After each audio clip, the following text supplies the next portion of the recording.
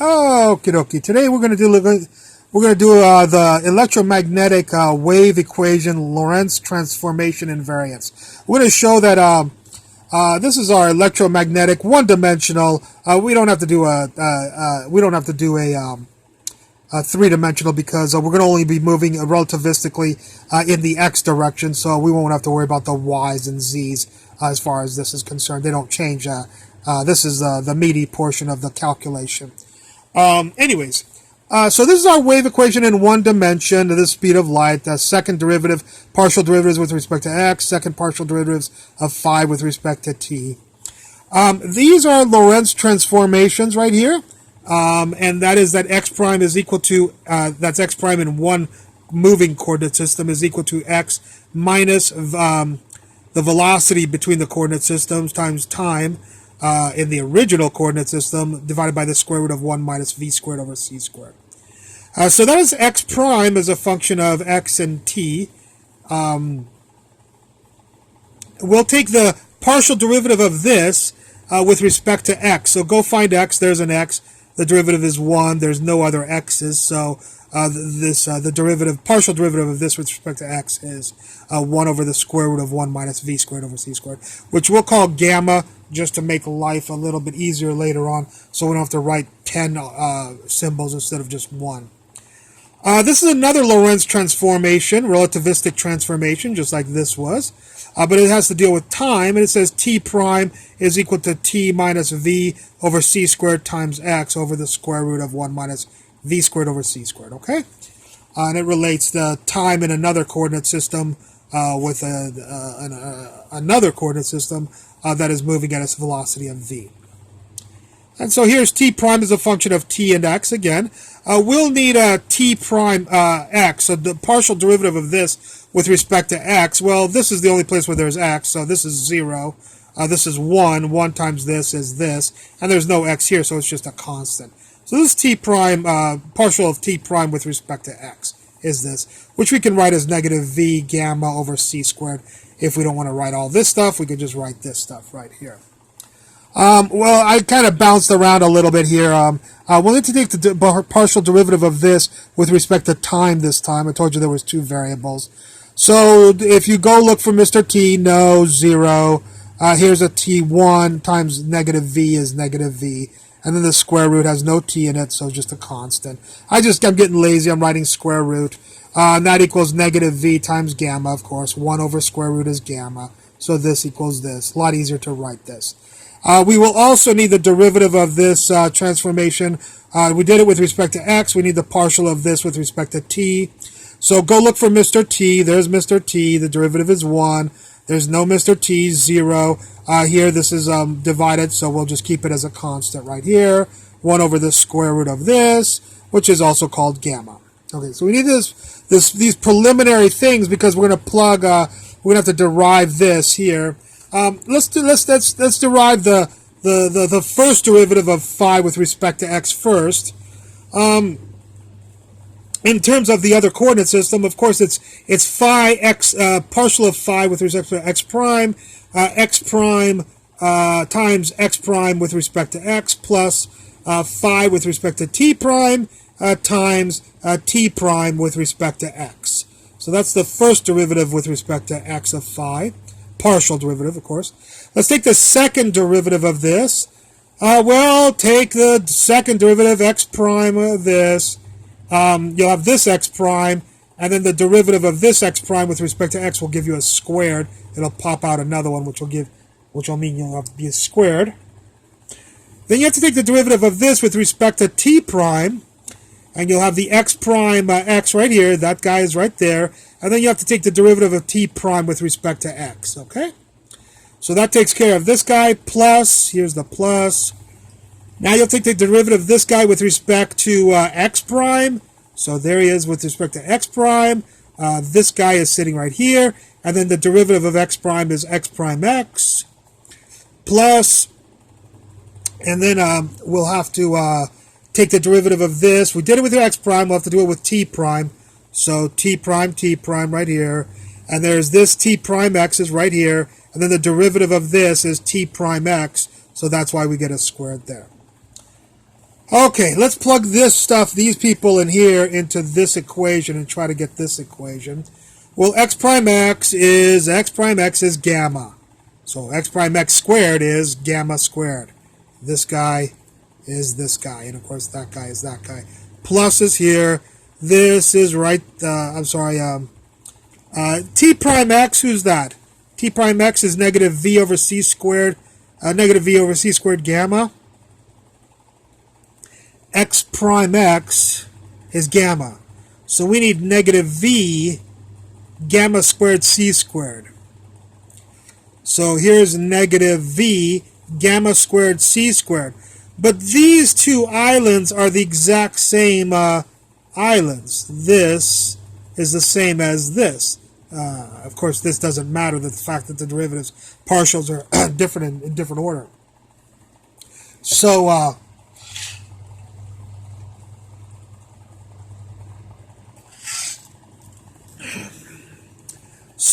since these are both the same, we'll get negative v gamma squared over c squared, psi x prime t prime, this guy. And then there's two of them, so it's negative 2 of those. Did this a little bit out of order, but let's do this guy right here. There's this guy right here. And then who's t prime x?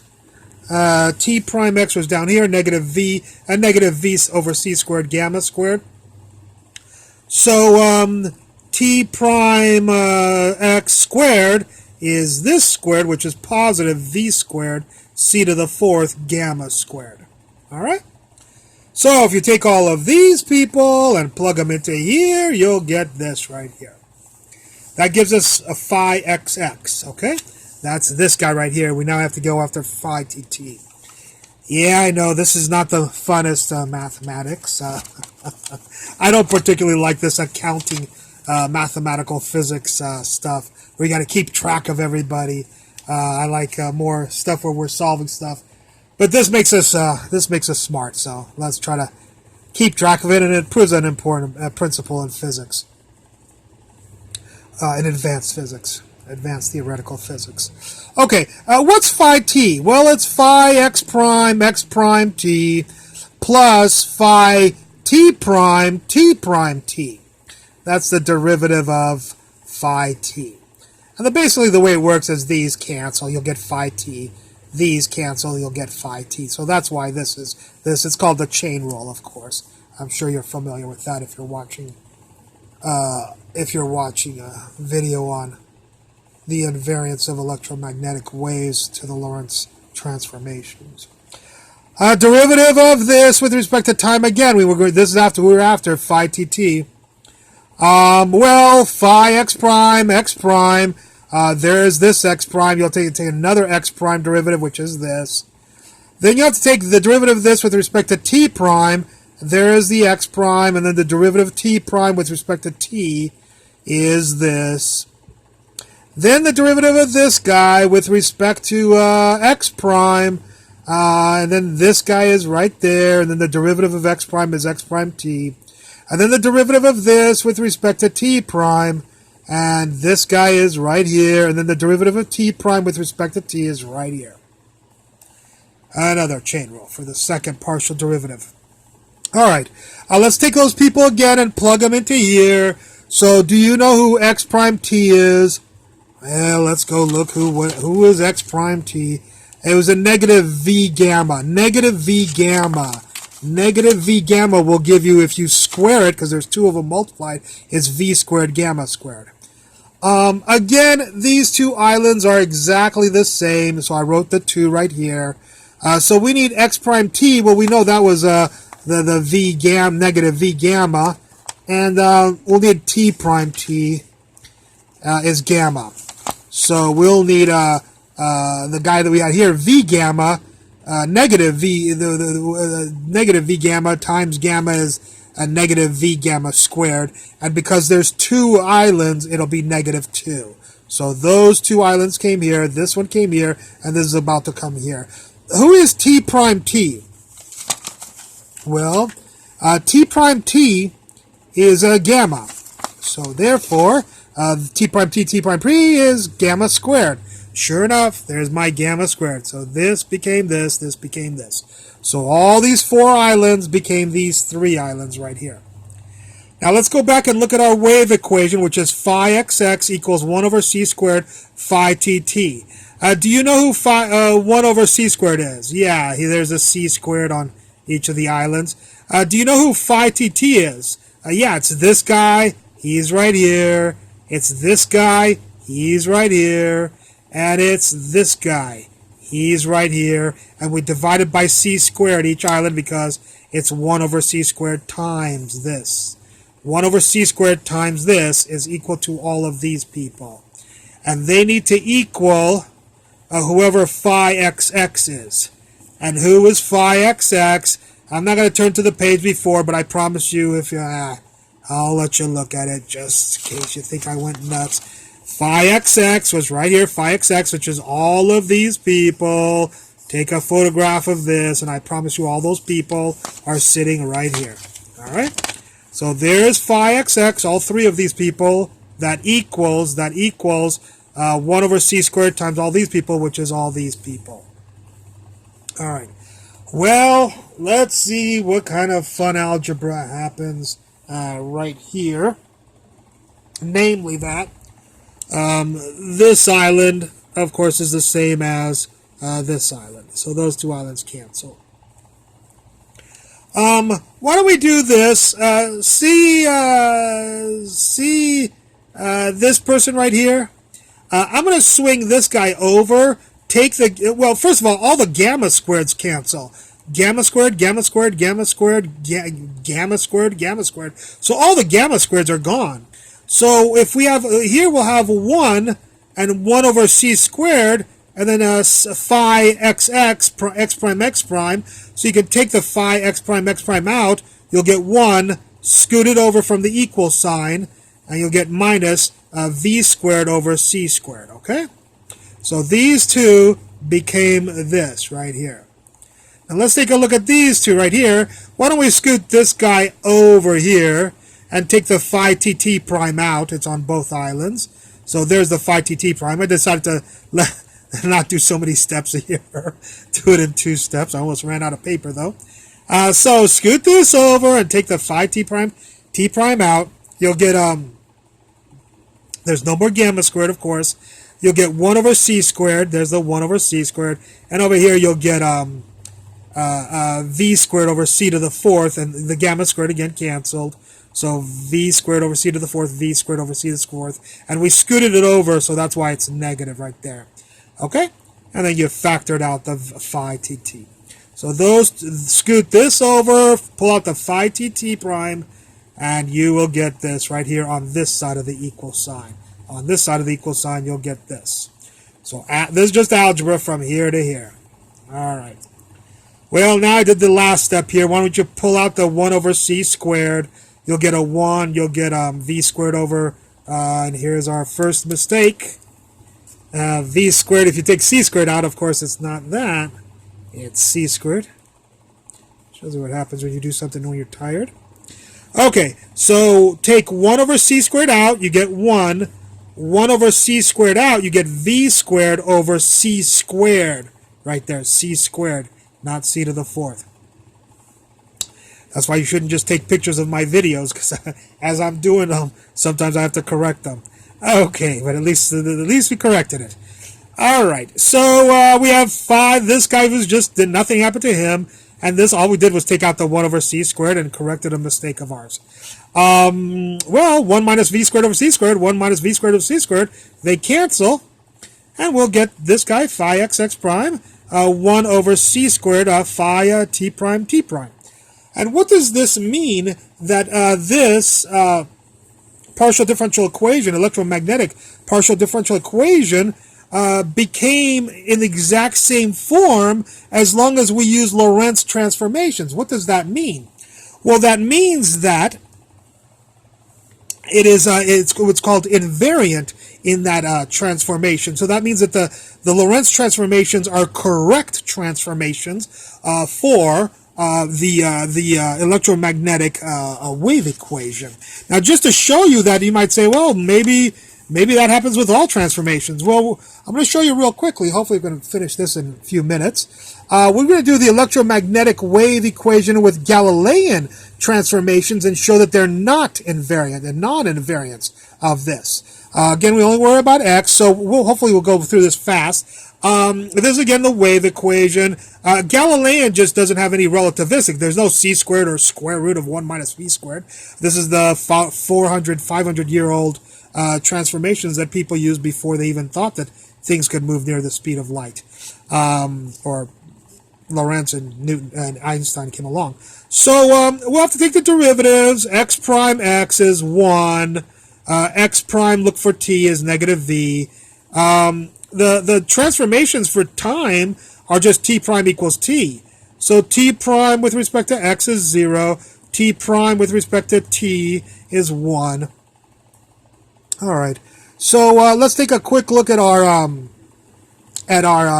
equation. Phi x equals this. We already went through that, so I don't have to go through that again. And I shouldn't have to go through this again either. You should know this. So these are the same as these equations are just the calculus chain rules that are valid for all equations. But now let's take these people and plug them into this and see if we get what kind of equation we get for phi xx. X prime x is 1, so 1, 1 is 1, so we get this. But you know what? T prime x is 0. So this island goes away, and t prime x, this island goes away. And t prime x is 0, this island goes away. So all we're left with is this right here, and these two islands are gone. So that's kind of easy. Let's do the phi to t. I already explained this in the other the other lecture just before, and I explained this already. Let's plug our transformations into these. These are the same equations as they were for the Lorentz ones, but when we plug these transformations in, they're going to be different formulas. So when we plug them in, t prime t is 1. So 1 times 1, 1, so we get this guy.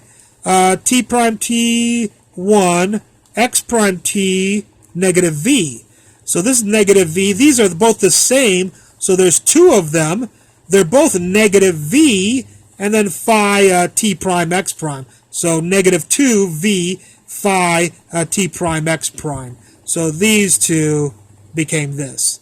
Now we have this, phi x prime x prime. There's phi x prime x prime. Who is x prime t? X prime t is negative v. Well, negative v times negative v is v squared. So this becomes this guy. So again, just to show you, this guy is right here.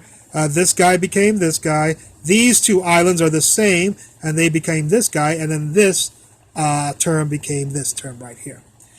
Okay, now that we have phi xx right here, and we have phi tt, we'll do what we just did before for our other thing.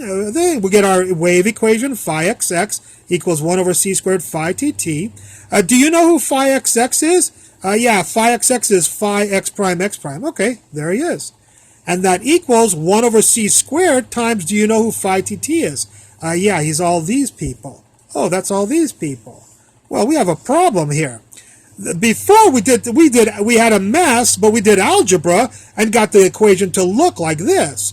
But this time we have a mess, and I promise you there is no algebra to change this into this equation just with primes, you know. So somehow get rid of these two islands is what you'd have to do, which is impossible algebraically.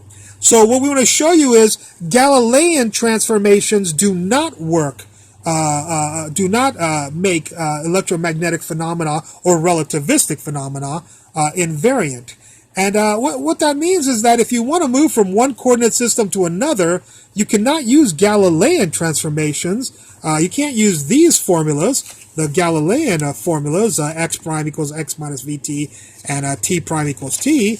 You have to use the Lorentz transformations if you want to know what another coordinate system is going to be seeing as opposed to your coordinate system is going to be seeing for relativistic phenomena. Basically, this Lorentz transformation for x and this Lorentz transformation for t prime. So again, just to show you, we had a mess before, but we were able to make this guy look like the original thing just with primes. But this time, we had a mess. But you go ahead and try all the algebra you want. You can't get that to look like this just with primes instead of just regular x's and t's. Well, we got 20 minutes. Not too bad. 2 lectures. 2 for 1. I hope you enjoyed this lecture. I look forward to any comments at the bottom. Thank you very much for watching.